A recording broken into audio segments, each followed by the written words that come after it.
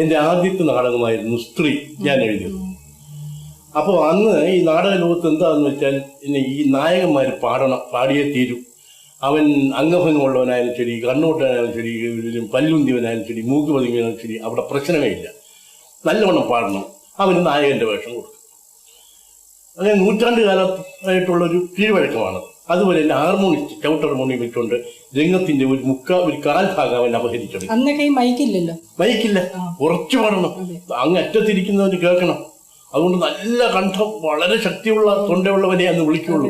അപ്പൊ അമ്മയുടെ അച്ഛനൊക്കെ അതിലൊരാളായിരുന്നു. പിന്നെ അന്ന് വേറൊരു പുതുമ ഒരു വ്യത്യാസം ഞാൻ കണ്ടത്, അന്ന് വരെയുള്ള സാമുദായിക നാടകങ്ങളുടെ അവസാനം നടക്കുന്നത് കല്യാണമാണ്. കല്യാണത്തോടുകൂടെ നാടകം തീരും. ഒരു കഥാപാത്രവും ഭാര്യമാരായിട്ട് സൃഷ്ടിക്കപ്പെട്ടിട്ടില്ല അന്നത്തെ എഴുത്തുകാർ. എന്താണെന്ന് അറിയാനും പറ്റും. അപ്പോ ആദ്യം നായകൻ നായിക ആരും തന്നെ കല്യാണം ചെയ്തിരിക്കും. അവസാനം ഒരു വിലൻ കാണും. വിലൻ സർവ്വ ദുർഗുണ സമ്പന്നനായിരിക്കും, മറ്റേ സദ്ഗുണത്തിന്റെ ഒരു കേദാരമായിരിക്കും. ഒടുവിലെ ഒരു ബാങ്ക് മോഷണം എന്തോ ഗുണൊക്കെ വന്നിട്ട് അവൻ ചാവും, നായകൻ നായിക വിവാഹം ചെയ്യും. ഇതാണ് ഞാൻ എന്ത് ചെയ്തെന്ന് വെച്ചാൽ, ഞാൻ നാടകത്തിനിടയിൽ ആദ്യമായിട്ട് ചെയ്തത്, ഞാൻ 2 ഭാര്യമാരെയാണ് സൃഷ്ടിച്ചത്, മക്കളുള്ള.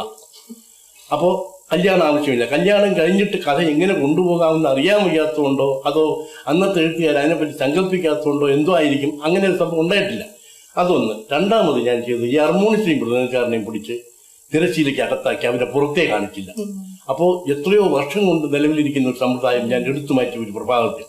അതിന് അന്ന് വലിയ എതിരൊക്കെ ഉണ്ടായിരുന്നു, പക്ഷെ എന്നോടൊന്നും നടന്നില്ല. പിന്നീടൊന്ന് പാടാത്ത നായകനെ ഉണ്ടാക്കി. കാരണം നായകൻ ഞാൻ തന്നെയായിരുന്നു, എനിക്ക് പാടാനൊട്ടായിരുന്നു.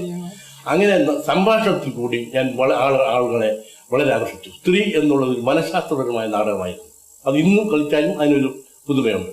അത് തന്നെയായിരുന്നു എൻ്റെ ആദ്യത്തെ സിനിമയും. സിനിമ എടുത്തത് വേറൊരാളായിരുന്നു.